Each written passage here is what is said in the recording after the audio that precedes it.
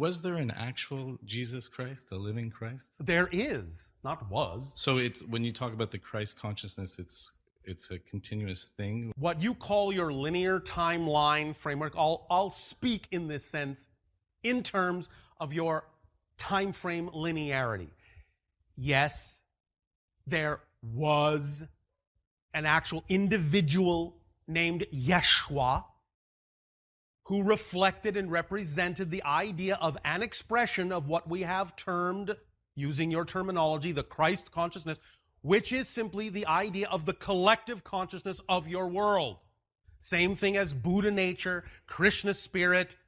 You understand? All the same thing can be expressed through individuals by being more and more themselves.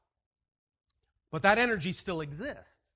From the New Age, found Jesus and everything, and now they cast everything aside that is not Jesus. So everything is... Then they don't actually understand Jesus. Because there have been many misinterpretations and misrepresentations and misunderstandings about what Jesus actually said and what he was all about, because a lot of the dialogue that came from him and others around him have been altered for the purposes of political power and certain kinds of gain, and therefore you don't really have an absolutely thoroughly accurate representation of what was really said at the time. Plus, in not understanding Jesus in the full capacity of his expression, then many people who purport to understand him or purport to believe in him actually have no understanding of the fact that he was presenting both a male and a female aspect in the Mary of the Magdalene. This is a couple. This is a male and female representation in balance, and many of the things that were actually talked about are extremely metaphysical and not exactly what the idea of the Christian belief system purports to be true. Got it. So more...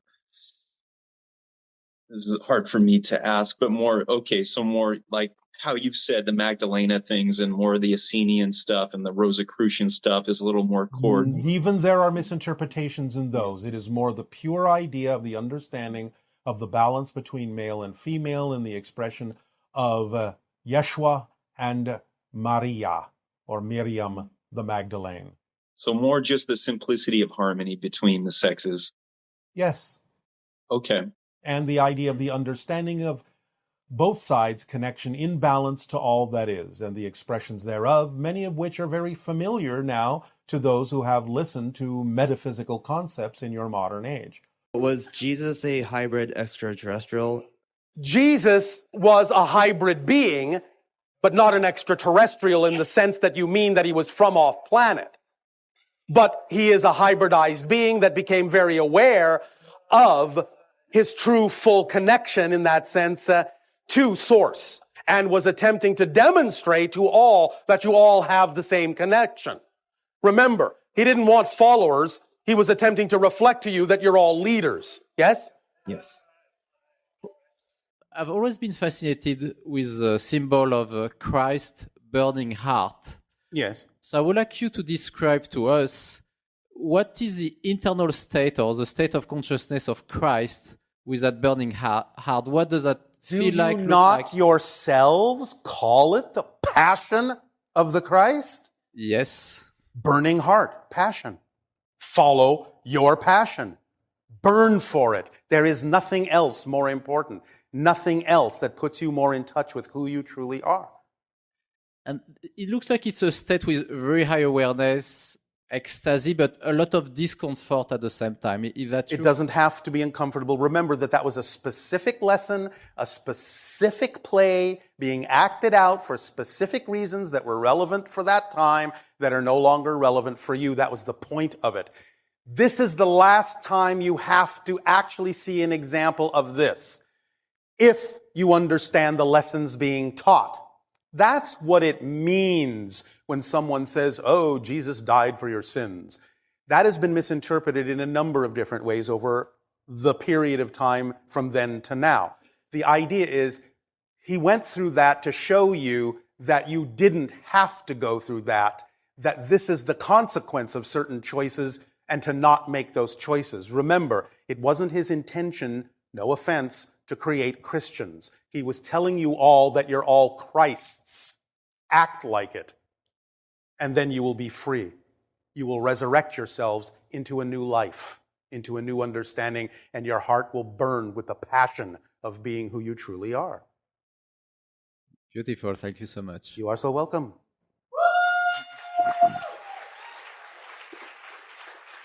The idea of the Buddha nature, the Christ consciousness, the Krishna spirit, whatever you wish to call it, is that it is a representation of the collective whole, of the oversoul of any particular reality such as your own.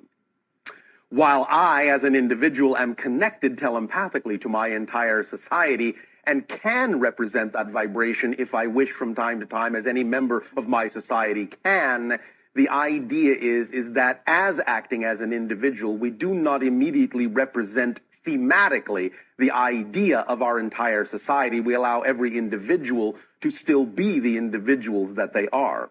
Do you understand? Yes. The idea is that the Buddha nature, while allowing individuals to be who they are, is simultaneously a representation of all individual energies, the oversoul of your world. Does that make sense? Yes. Does that explain the difference? Yes, I believe so. So it's an overall consciousness as opposed to an individualized. It's an individualized expression of the overall consciousness. So what we are saying is that in our reality, in our civilization, any one member can, if it serves a purpose, be a reflection of the overall consciousness. But at this point, it doesn't serve a purpose to actually stand out as an example in that way specifically, because every member of the society can do that. Whereas the idea of the Christ consciousness, Buddha nature, Krishna spirit in your society is for someone to act as a reflection of what each individual could function like, but aren't yet functioning like. Do you understand? Yes. That is the meaning in the Christ consciousness vernacular of I am the way. It means be like me, because you are like me, but you don't know it yet. He was misunderstood in his day. Very much so. Still misunderstood to this And the day. Bible, I'm thinking, isn't an accurate translation of what he was trying to Not teach always, us and no. tell us. No. Much of what, in that sense, that individual was teaching is very similar to what you are now understanding in what you call your metaphysical age. The idea is that simply people back then couldn't understand it. But to put it in a more fundamental sense, Yeshua, or as you say, Jesus, really did not intend in any way, shape, or form to create followers. Intended to create leaders, equals. Did not intend to create Christians per se, intended to let you all know you are Christ's. That's the greatest misunderstanding of the information. Does that make sense? Yes. All right. So much of what you're understanding today is the idea that that individual was teaching, even down to the concept of how powerfully your beliefs create your reality, yes? Because did not, in that sense, at least to some degree, the Bible quote him as saying, it is your belief, it is your faith that has made the difference? Yes? And did it not also say that when Yeshua even went back to his hometown, because people there only knew him as a carpenter and did not believe in the things that other people said he could do none of those things in his hometown. And the Bible says so very clearly. You understand? Yes. It's all about the idea of your belief system. It's all about the idea of what you know to be true. It's all about your actions, all about your alignment.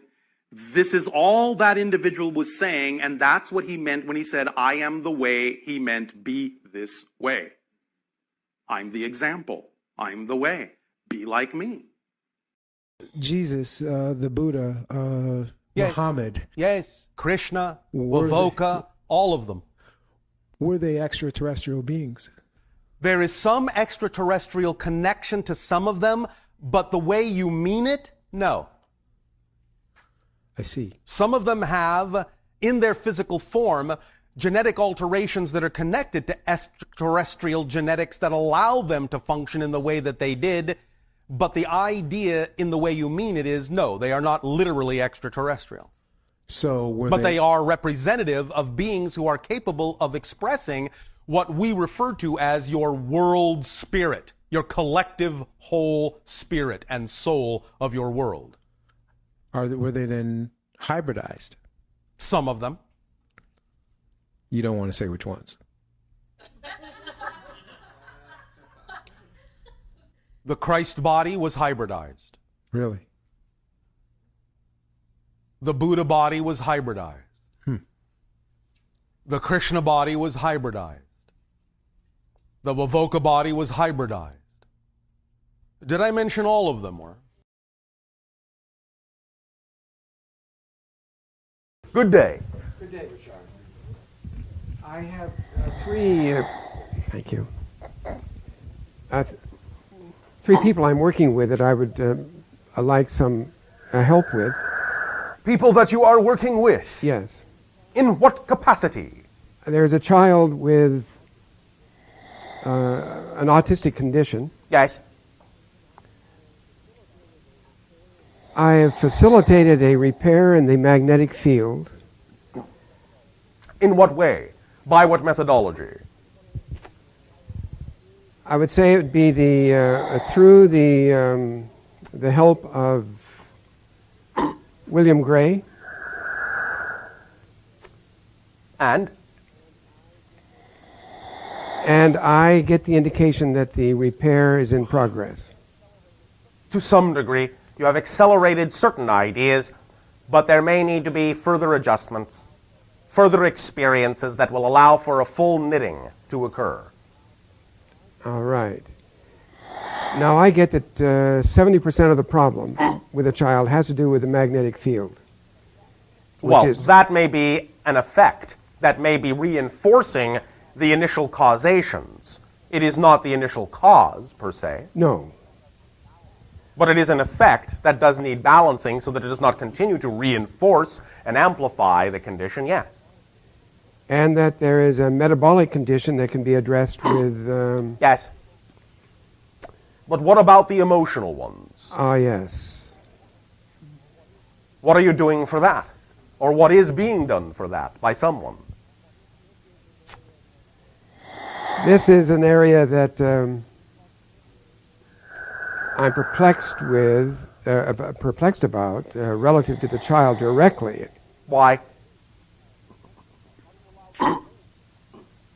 Are you allowed to hold the child? The child voluntarily touched me. I think I might be able to. This will be a sign of reparation, and the more that the physical contact can occur, then there will be an acceleration of reparation as well. Very good. Very good. My most exasperating case is seated beside me on my... Exasperating? Yes. Do you mean exciting? That too. It is one or the other at any given moment, not both. Yes, that's altogether true. Why, thank you. There is a persistent cough. Yes. It is perhaps that I'm not the one to be addressing the issue. We have attempted many things. Such as? Dietary changes. My gosh, so many. What about locational shift? Really? Where does this person really want to be? Aha. Explore the idea that they may feel they are being subjected to an environment that is not conducive to their being. Explore that and see what happens. What comes up. Yes. All right? And the third one. Yes. Lady called me from Los Angeles who's been dabbling, for quite a number of years has been experimenting yes, undertaking work with Kundalini Yoga. Yes. Without guidance. Without any guidance whatsoever that you know of. She's largely, this is what she says. Yes. And so? And sure, she's being overwhelmed by energies. Overwhelmed? Yes. She must find that exciting then. She finds it very uncomfortable. I see. In your assessment, without judgment, would you consider this individual to be, to some degree in your terms, say, somewhat melodramatic? That's a possibility I haven't considered. There seems to be a very considerable cost to her for this, for what's occurring. Cost? Physically. In what terms? Being incapacitated for considerable periods of time. And the question again, Yes. asked in a different way, Yes. what does this individual get out of being overwhelmed and incapacitated? This I need to investigate. Yes.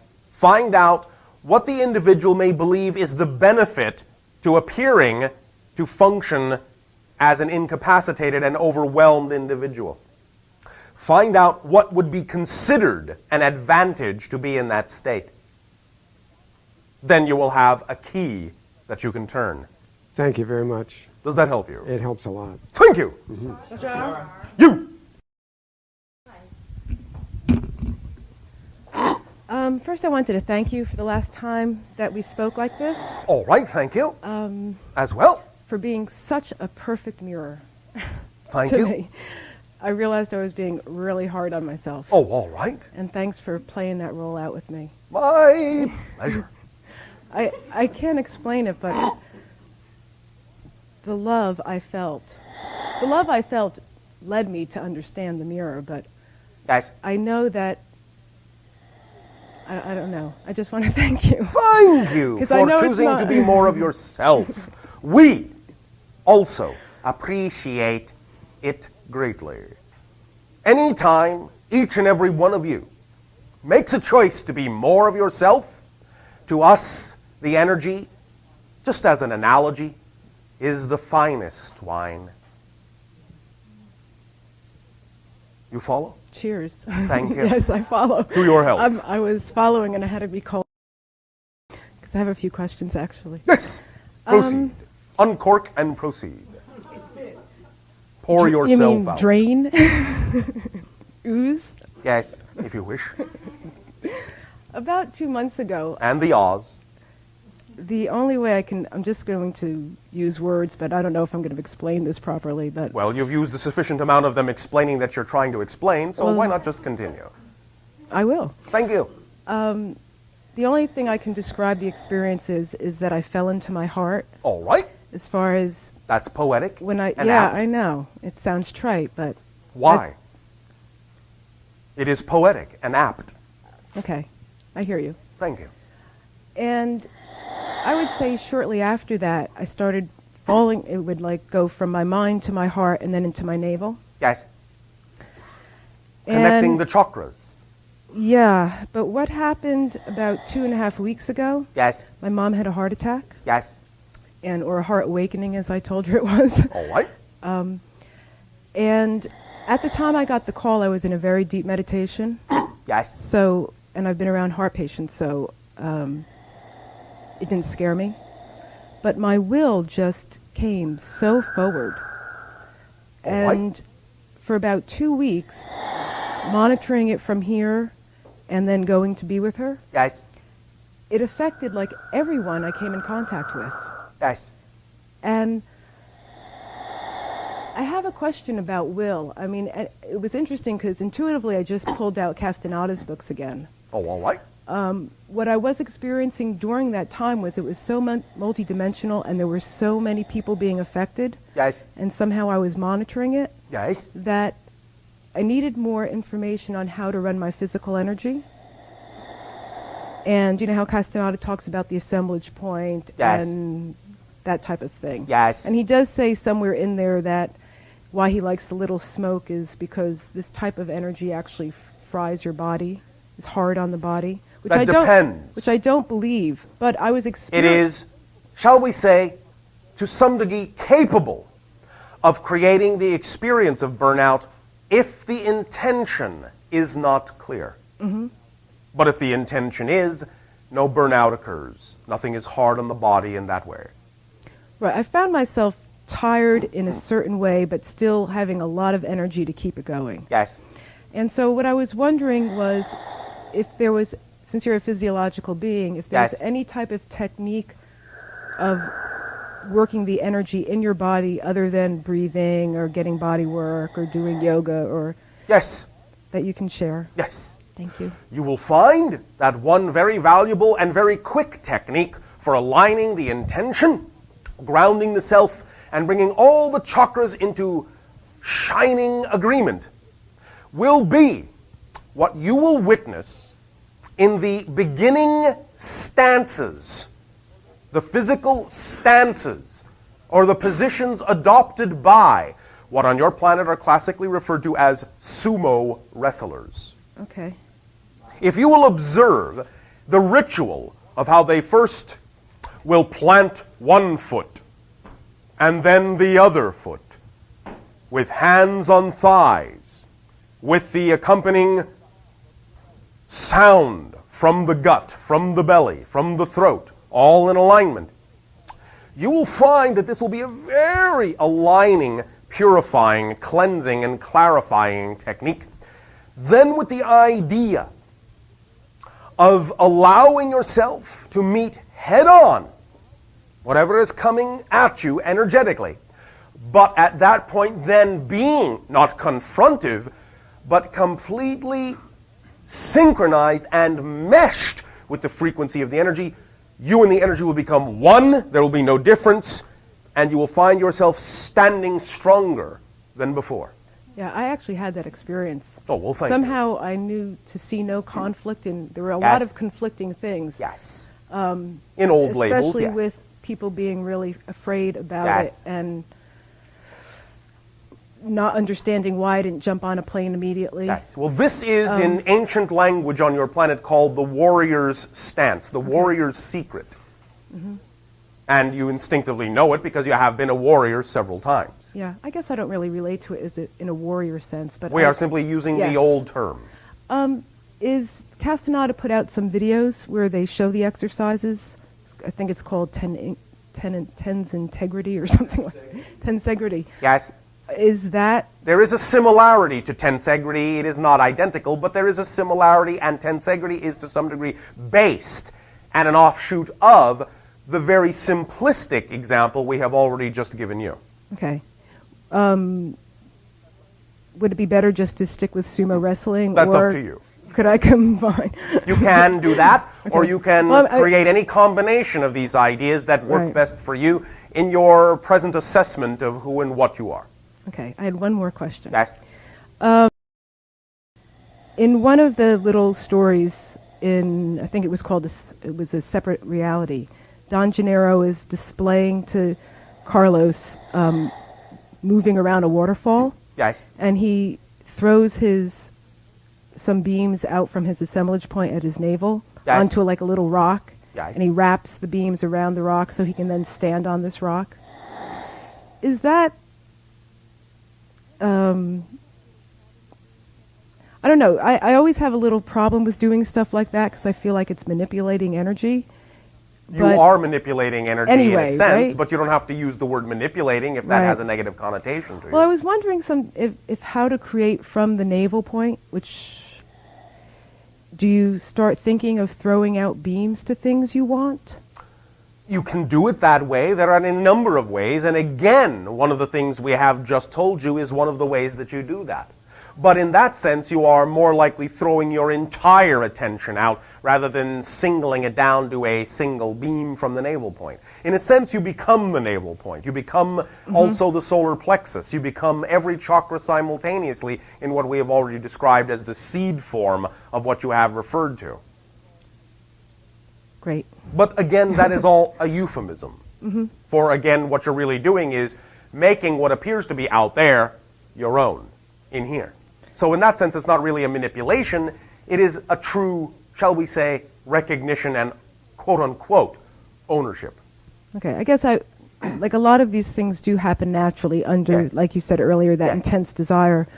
But since it's presenting itself a lot, and my balance sometimes is getting thrown off, I was just wondering if that was something that was a valid way, but this warrior stance sounds more fun. Like it's more up my alley. All right.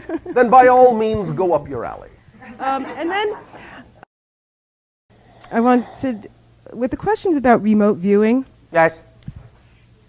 So you're saying it's resonance. I know that yes. There have been times where I could feel people coming to see me. Yes. And, it still requires the- resonance identification right, to when have it's- that experience.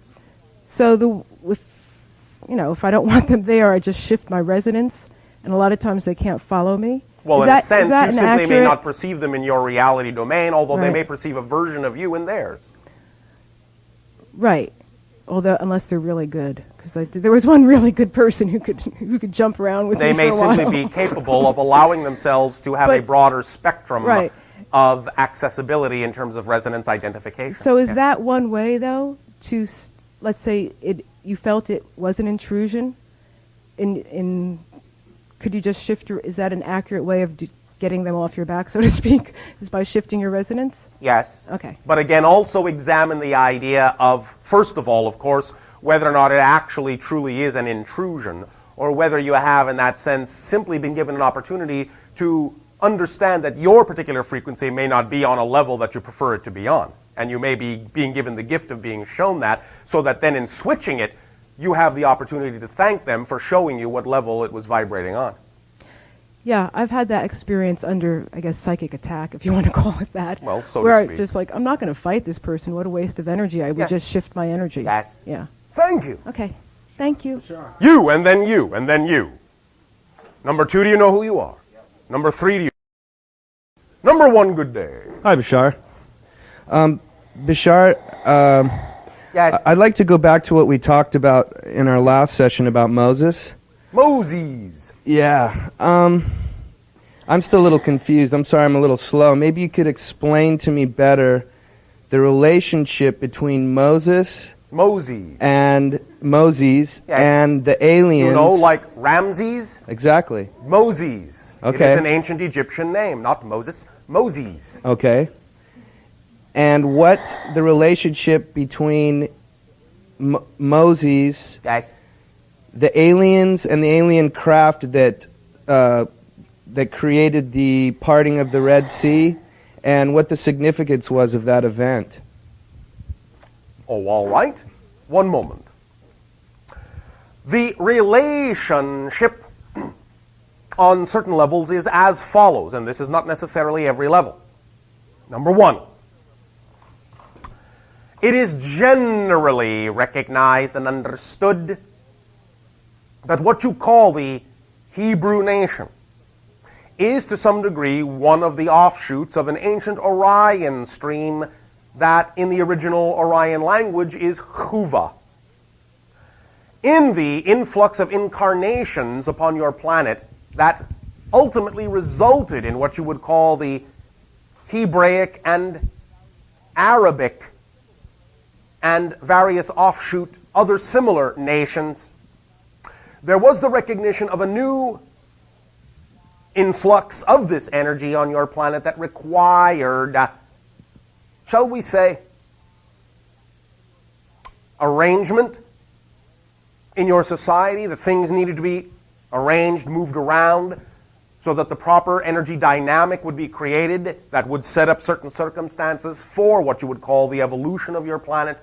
That certain societies, certain energies, certain thought forms, certain beliefs, certain cultures needed to move here or there, to cross-pollinate in certain ways, to inhabit certain areas, to bring energy to certain areas, to allow there to be more balance, ultimately. In this way, this was recognized as the Moses being an ancient leader and connected to, incarnationally and vibrationally, the beings in the craft, in that sense, familially, to some degree, also to some degree genetically. And the idea then is that they assisted in relocating the vibration of that particular culture on your planet for the ultimate future consequences that would result, or at least were available to result, from the spreading out and mixing up of those genes, that energy, those thoughts, those ideas, those points of view. And so there was, at that time, because of the nature of that time, being what it was, the ability to be open in direct communication, more or less, and to guide, to relocate that culture in a different place on your planet, for the overall human agenda as it needed to be played out on the earth with regard to the mixing in of new energies, new incarnational energies. You follow? Yes. You know, we've also discussed before a long time ago that also part of the reason of the negativity here on this planet is not only the polarity and the densification of our atmosphere, but also because of incarnations from the Orion constellation. So I'm wondering, is a lot of this because of what was created here, there was somewhat of a responsibility that was taken on by some alien races, and in fact even Moses was a representation of that, and that he was actually trying to help to correct that as much as possible. Though he was not informed of the entire agenda, at least not in terminology that was understood by the extraterrestrials. Yes. A little bit different, but somewhat. For the purposes of the illustration, yes, it is sufficient. I'd like to move in another area if that's okay. Do you wish us to part any seas for you? Yes, definitely. Oh, all right. Are there reptilians involved with the Galactic Federation? No, Why not directly, no. Why not? It is, in that sense, not who they are. It is, in that sense, not their vibration to be. They are not, in that sense, a cohesive civilization, as you would understand that, in the way that is representative of those that are in what we call the Association of Worlds. It is, in a sense, an attached civilization, energetically, a limbic offshoot of the Grey civilization, genetically engineered, and part of the collective consciousness of the Greys that represents their primal level. In that sense, they do not function as a cohesive civilization, but as an appendage to another civilization. You follow? Yes, that makes sense, too. So basically, maybe, I know this isn't a very good way of wording this, but so they kind of almost didn't evolve exactly they were initially intended to evolve in. Again, the idea is that they were one of the first genetic manipulations derived from what you would call the dinosaur DNA on your world before the creation of the genetic manipulation of the hominid DNA that led to the human body. Yes, we discussed that. Yes. Okay. All right, I got a couple more for you. All right. You've said that your race of beings are a hybrid of us and the Greys, correct? Generally, yes. Were you initially created, maybe not in the final results, but here on this planet? Not so much, no. The idea being that most of our ancestors were finalized in their form in what you would call spacecraft, not actually on your planet. Though, again, genetic material was derived from your planet. Was it within our solar system? Yes, sometimes not. Initially, I mean like right off the bat. Off the bat. Right off the bat. There were stations that were set up in your solar system for the initiation of the hybridization experimentations, yes. And at the same time, on spacecraft that traveled out of your solar system as well. Okay, but not exactly on your planet, except in some rare instances where certain adjustments needed to be made, and it was deemed necessary that they needed to be made within the planetary environment, within the planetary gravity, within the planetary atmosphere, in order to give the genetic spin what it needed to have. But those are long over with in your term. Okay, Bashar, are there any Anunnaki either here physically on Earth or communicating telepathically with anyone here? Not in their original form contemporarily, unless you are referring to the Greys as the devolved result of a certain branch of Anunnaki. Okay. Did you understand that already? Yeah, somewhat. Maybe another faction then.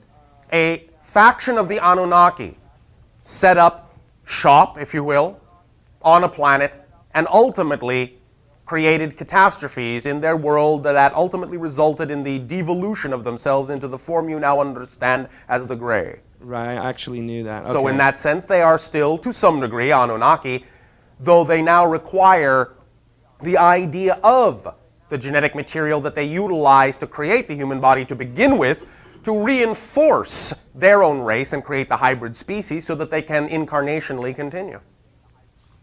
So in that sense, I suppose if you want to simply talk about it incarnationally, you and we together are also offshoots of Anunnaki. Yes, exactly. At least to some degree genetically. Are there any, maybe looking at it from a time-traveling standpoint, although we know there's no time really linearly, but... There is if you create there if you to be create time. it, exactly. Yes. But are there any ones from what we would perceive from our past that are here now that have, from time to time they do peer in, yes. From time to time they have participated in certain things, yes. It is not that common. From time to time this has been done, yes. It is not that common. Okay. And some of what individuals have called the large Nordics are to some degree representative of some of the ancient Anunnakis. You follow? Yes, I've heard you say that before. Yes. Does that help you? One more question, please. Oh, all right. Is there anything, Bashar, that you think that either I personally or people in generally should not remote view because it could harm us, or maybe we're not ready to see it? We will leave that up to you and your own spontaneity. And also to what you want to believe to be true. Well, I believe... End of conversation. Yeah, well, I think you already know. End of conversation. Number 2. You, however, can be number 4. Sure, I was... Good day. Good day. I was very inspired by what you had to say at the beginning. Oh, all right. And I'm looking for some assistance in... A swift kick. Okay. In getting to a place where I can follow my bliss. Getting to a place where you can follow your bliss. You can't get there if you're not already following your bliss. How do I know what my bliss is? Non-bliss does not lead to bliss. Only bliss leads to bliss. So, unless you are blissful where you are, which doesn't mean you have to necessarily prefer the circumstances, but you have to know that they're there for a blissful reason and can be used in a blissful way, then you can never allow yourself to experience any other bliss because you have to be in a blissful state in order to bring in more bliss. Like attracts like. How do you find your bliss? It's simple. You simply start simply if you find it too complex any other way, and look at all the options and opportunities that are available to you to act on at any given moment, and simply ask yourself, out of all these things I could do, which has the highest degree of excitement that I'm capable of taking an action on, and when you determine what that might be, act on it. That's all you have to do. That is what is meant by acting on your bliss. Right. Does that make sense to you? It does. Are you willing to allow it to be that simple so that it can become not more complicated, but more complex and rich? Am I willing? Yes, are you willing? That's a good question. Thank you. I would like some assistance with the fear about taking action. Fear of taking action. All right. Fear of taking action, you mean in the direction of what you recognize as your bliss? Or anything I would because love to do. Because obviously you are taking actions all the time, so obviously you're not afraid of taking all actions, or you would be completely inactive and inoperative. Correct. You would be in a coma. Which I'm not. All right, thank you. So obviously you are all right with taking some actions, yes? Right. Yeah. So the fear that you are referring to has to do with certain specific actions then? Is that what you are intimating? It would seem to be saying I love to do this and go doing it despite my... Despite what? my own preconceptions about what I should be doing, how I should be earning a living, Yes. where I should be living, the Yes. relationships I should be having. I see. And so? I'm shitting all over myself. Yes. And what do you get out of doing that? How does it serve you to do that? I don't have to risk. Why do you define these things as risk in the negative sense? Because they can be scary. You are being circular in your logic. You are saying, I will not risk because they are scary, and they are scary because I will not risk. You understand? Yes. So, you are being circular in your logic. You are trapping yourself in a loop. What do you get out of defining being yourself as somehow being negatively risky? What do you get out of that? It is allowing oneself to have a deeper understanding of the term authenticity. Being your authentic self. What does that mean? Being true to yourself, being in alignment with yourself, your true signature frequency, of course. But it also means, really, as you say, putting it out there, really acting on your passion. The idea is that you have chosen to have a physiological experience, a physiological lifespan. That physiological lifespan plays out according to the theme and themes you have chosen to explore. And it is up to you to decide how you will explore them. Now, we are not saying that you cannot have an authentic life, have an extraordinary life, by being in a state of balanced peace. Of course you can. It doesn't mean that when we say it is important to act in your life, that you have to be running all over the world. You can be stable, peaceful, balanced in one location for the entire lifespan, if you wish. If that is true for you, really true. However, we recognize that because of the thousands of years of fears that have existed on your planet, that have embedded within many of you in your culture, your society, in your upbringing, the idea of definitions of diminishment, definitions of devaluation, definitions of the experience of disconnection, that many of you will not necessarily be acting as fully as you could be, will not allow yourselves to be your authentic beings. And now is the time to change that.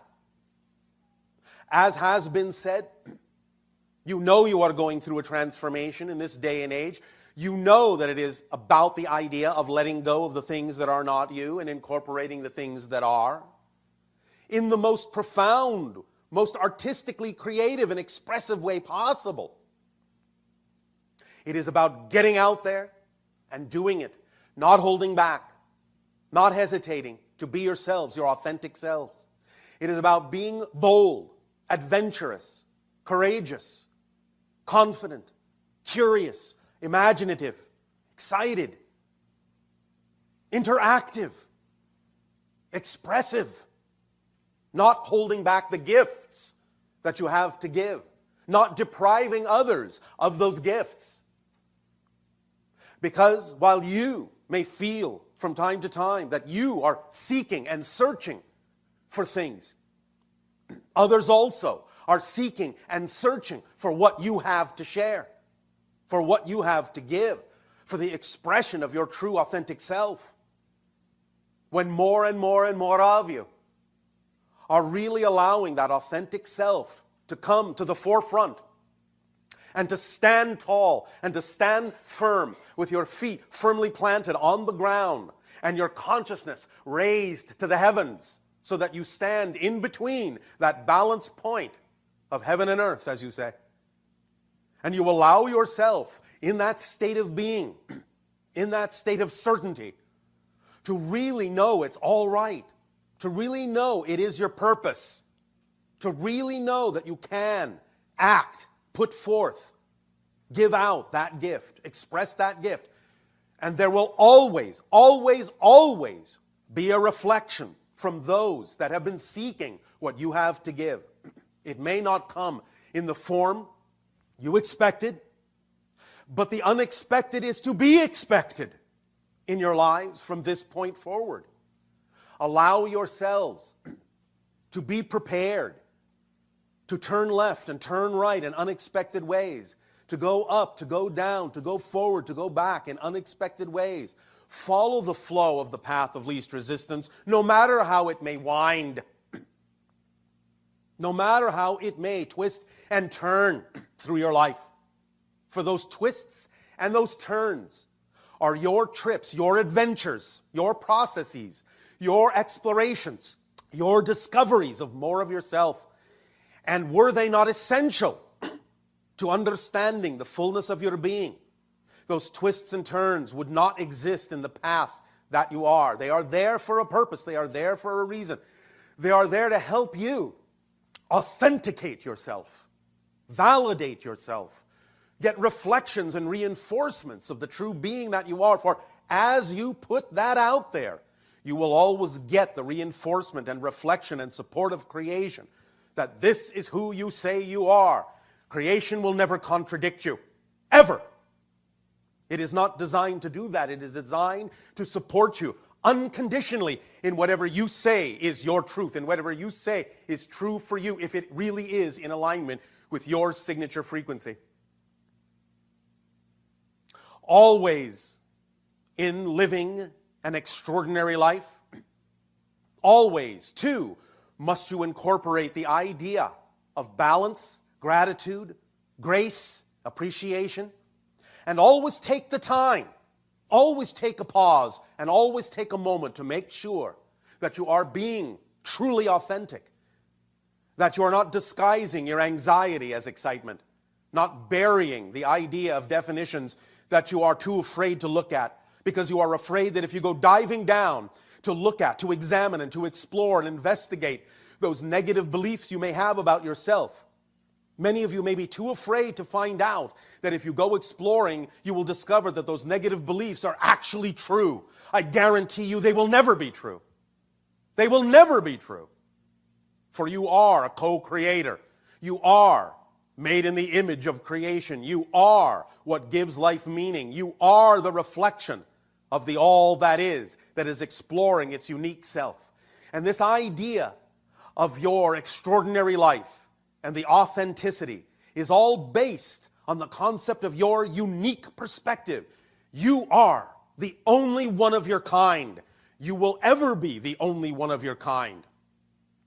And no matter how many other simultaneous, incarnational existences you may cross-connect to from the present, there will always only be one of you.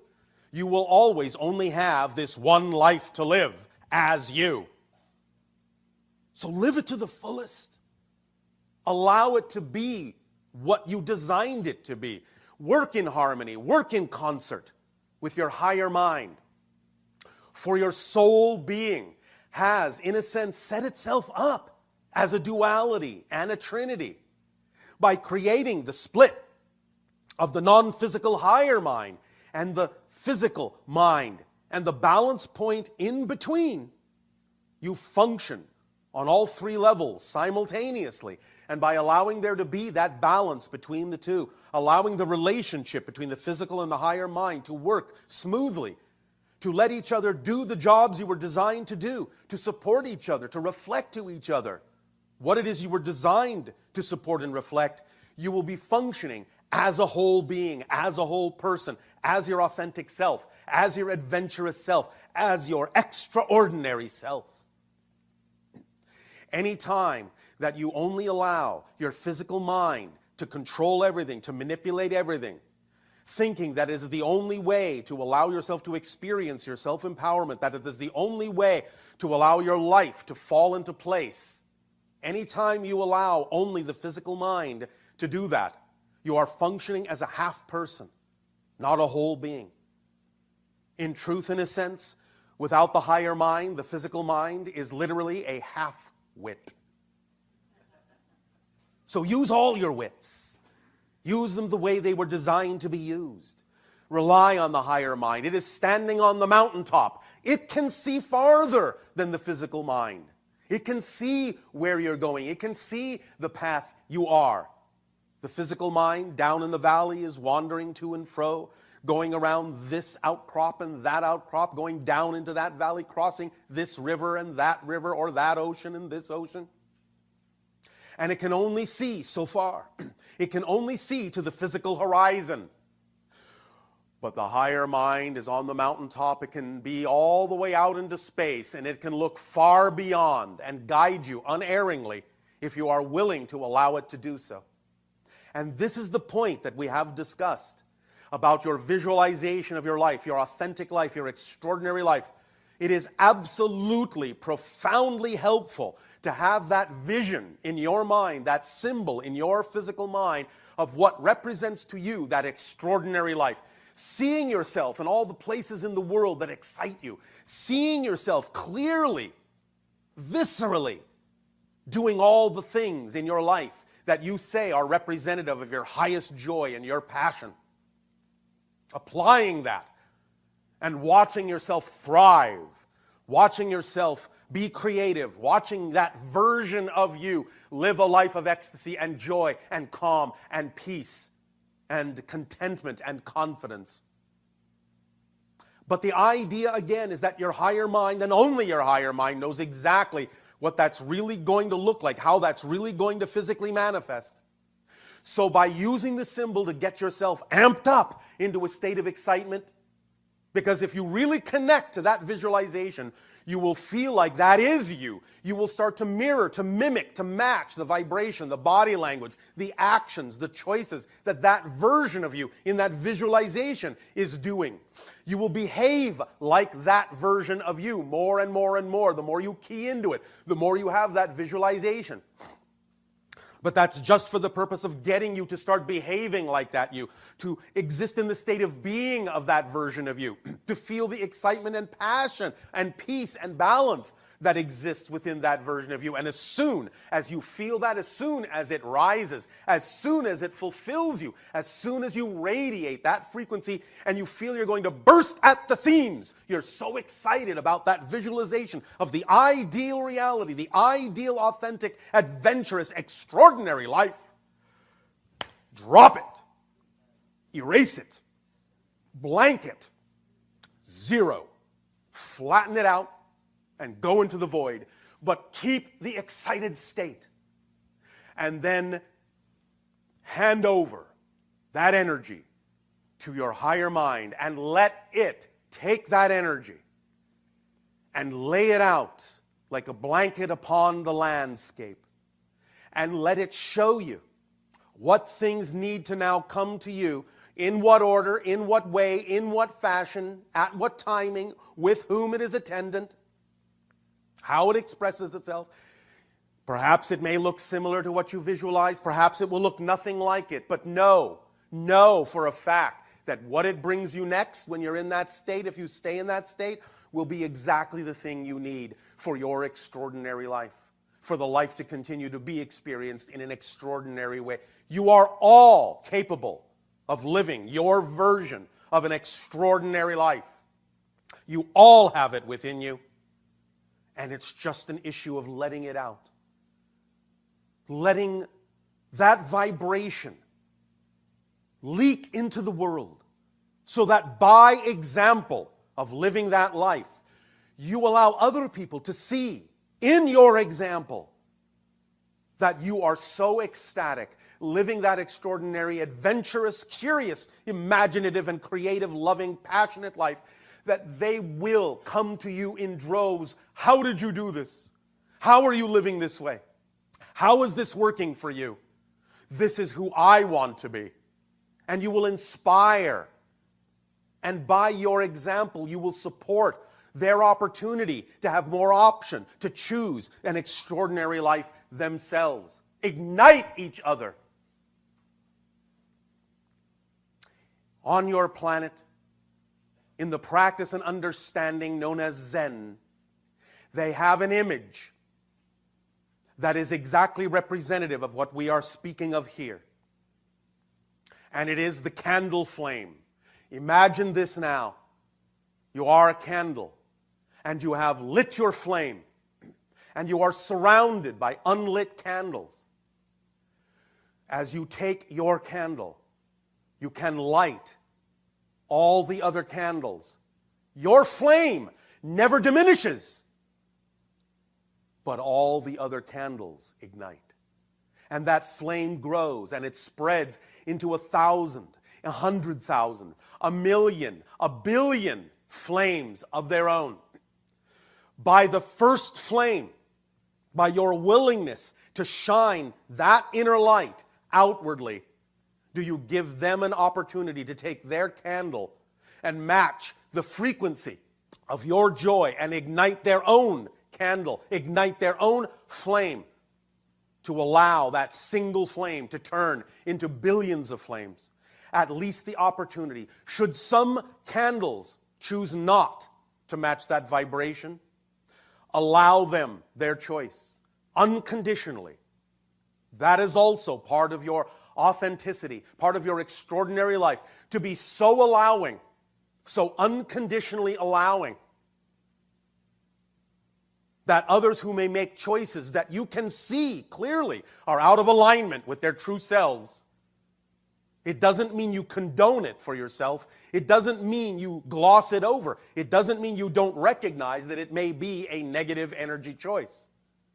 But you also understand that even though some may always choose a negative idea and not have a deep understanding of the positive energy being offered to them, because of their own fear-based definitions, they may not know what to do with that. They may not know how to behave in alignment with that.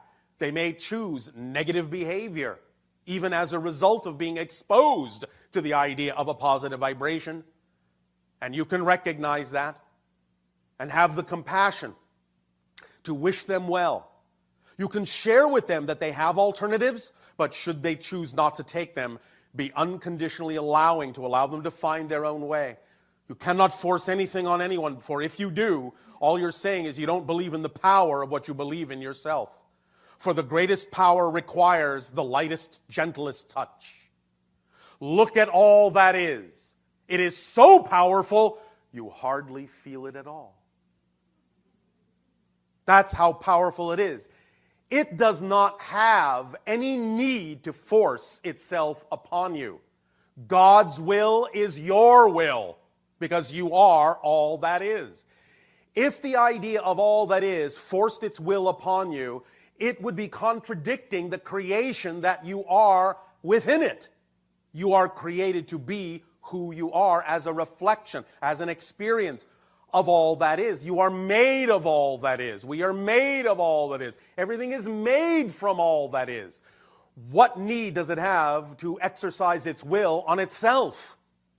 The reason you say that God, Goddess, all that is omnipotent. The reason you say it is omnipresent and omniscient, the only way that can actually be possible is if it is everywhere, because it is everything in existence. So it does not contradict itself. You are the aspect you are for a reason. And without you, all that is would not be all that is. Cherish that uniqueness. Cherish that authenticity. Cherish that ability to express the unique point of view that you are. Cherish it. Don't ignore it. Don't damp it down. Don't deny it. Let it free. Let it out. Let it be the shining light that helps ignite 1 billion candles.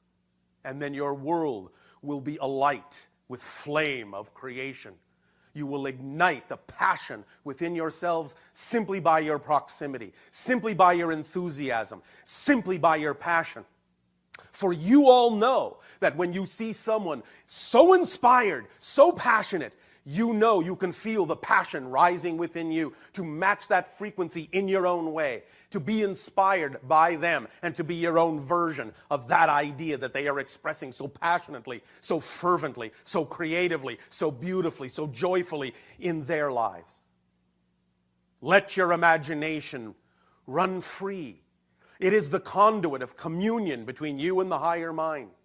Express it in action because you are grounded in physical reality experience. And without that action, without that physical action, you haven't completed the circuit. Don't just be a spectator. Be involved. Be active. Put it out there. Some may not listen, but some will. And then others will listen to them. And others will listen to them. And others will listen to them. And so the perspective will shift and change. And as you then continue to shift billions of times per second through a multitude of parallel Earth realities, more and more and more and more, you will find yourself on course, shifting in the direction of the parallel versions of Earth that are more reflective, more representative of the changes you have made within yourself, and that will ultimately be the only versions of Earth you will experience. That is the path you are on. That is the direction you are taking. Were it not so, we would not be having these conversations with you. For not only does creation not make pointless creations, thus validating your very existence, we also only do what excites us the most, and we also don't do pointless things. Having these conversations with you, having first contact with your world, excites us beyond our ability to express, for you are family.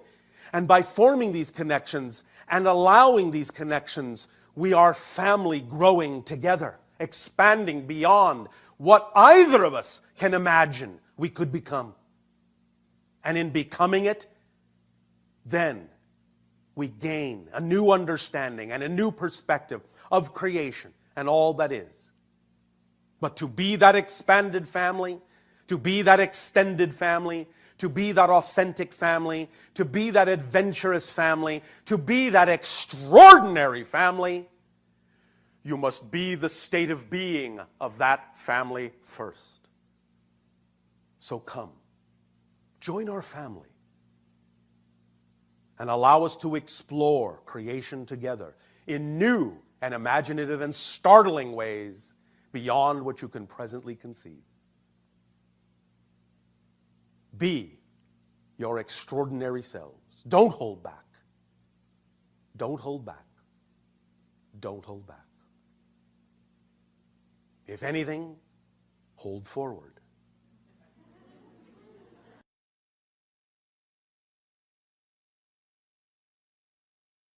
Hi, Bashar. And to you, good day. My question, I think it's about discernment. So in my younger days, I used to be more into like activism. I was a vegan, and I was into like passing out pamphlets, you know, yes. Even setting up fundraisers and things like that. And Yes. then I started to do more inner work. Yes. And I realized that, you know, as Well, they can go hand in hand, you know. yes, of course. So I'm noticing Yes. that, like, I don't really watch the news. I don't really participate in any political, you know, activities or All marches right. or anything like that. I do vote, but Yes. I'm wondering if I'm kind of starting to blur the line of inner peace and apathy. No. Inner peace is not apathy. In my personal case, Yes. that I somehow, you know, choose to believe that my apathy is inner peace. Why? You know the difference between the two, or you wouldn't have two different words for it. That is true. I know. Um, So you know what apathy feels like, and you know the difference between that and inner peace. Okay. So where's the confusion? I guess the confusion is, I don't know. Like, I guess the confusion is like I don't feel exactly called to take strong actions. What do you feel called to take strong actions in? Well, my personal creative projects and Such as? such as What are you excited about? What are you passionate about doing that you're not doing? dancing and, you know, other creative, like traveling, and I do those things. All right. But is there something else you're not doing that you would prefer to be doing? Well, when a friend was sharing with me about what's really going on at the borders, with the Yes. what the ICE is doing and all that stuff, and I was, my first reaction was, well, this is. What would you prefer to be doing? I don't need the backstory. I feel like I should be more involved. Not should. What do you prefer to be doing? I prefer to do creative projects that make me feel happy, but I feel like maybe I can, on a personal level, make small donations or, Do whatever you wish, but what we're attempting to lead you to understand is that if you are acting on your true passion, some expression of that will actually be helping more than anything you could do that is not an expression of your passion. Okay. You understand? You may not understand how those things are connected. Yeah. But they are if you are working and doing things in the action of your passion, because other people will see that and you will have more effect on them than you otherwise might doing the things you think you should be doing in the way you think you should be doing it that isn't coming from your passion. Okay. But only feels like an obligation. And when you do that, that's where the apathy comes in, because you're not excited about what you're doing, so you no longer care. So when you do what you love to do, you are more of a living example to others than you may know. Even someone you may never meet, seeing you walking down the street being this wonderfully happy person because you are creatively expressing yourself, may have more of an effect on that stranger than you would ever have an effect on people you know when you're doing something that you don't love to do. It may change everything for them in their lives just by seeing the living example you are of following your passion. You don't have to know exactly how those people get impacted by you. You just know that they are being impacted where they need to be. By you being yourself, that's the whole idea. When you are the shape of the puzzle piece you were created to be, you fit in the puzzle picture and help create the big picture that supports all of the pieces that make it up. But if you're not being the shape you were made to be, you don't fit, you're not helping to create the big picture cannot be experienced by the other pieces as supporting them. Make sense? Yes. Does this help? Yes. So follow your passion, act on your passion in whatever expressions naturally come, and you will be led through synchronicity to do the things, and sometimes they may look similar to what you were doing before, but you will have found a new way to do them from your passion that you may not have considered before because you weren't in the proper state to see that that was also an alternative way to do it. Yes. You have to be the vibrational state to even conceive of the way to do certain things that are representative of that state. Otherwise, those thoughts, those inspirations don't come to you because you're not on the wavelength to receive them. Okay. All right? So start with the formula and just see what happens, see where you're led, and whatever opportunity is presented to you, always look for the way to do it in the most exciting way you can, and have the discernment to tell the difference between whether it is truly representative of your preference or not. And of course, the remember to make sure that you're not the one dampening the excitement with negative belief systems you're unaware of. Okay. Yes? Does this help? Yes. All right. One follow-up question may have just the same answer. Maybe. But so I started out creatively as an actor, and I used to pursue it a lot. And then I started to pursue other things that were more exciting to me. And then At the time. And so I kind of just not really focused on acting. And the weird thing was I started just booking jobs and getting more auditions. Yes. But my excitement is still feels like somewhere else. But this keeps happening.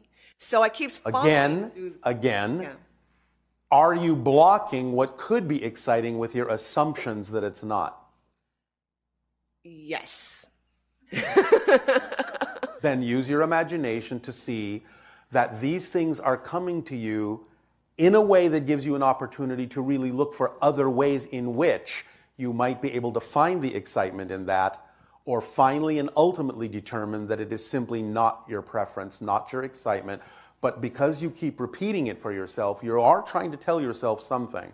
And it might simply be that you have too many negative fear-based belief assumptions about what doing that may actually mean, when you could be using your imagination to figure out how it would be more exciting to do it in a different way than most people might assume. Think, as you say, outside the box. And finally, actually even get to the point where you realize there is no box.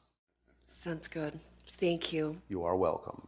Now, I'm going to audition you right now. Okay. Show me a person finding their way back to their seat.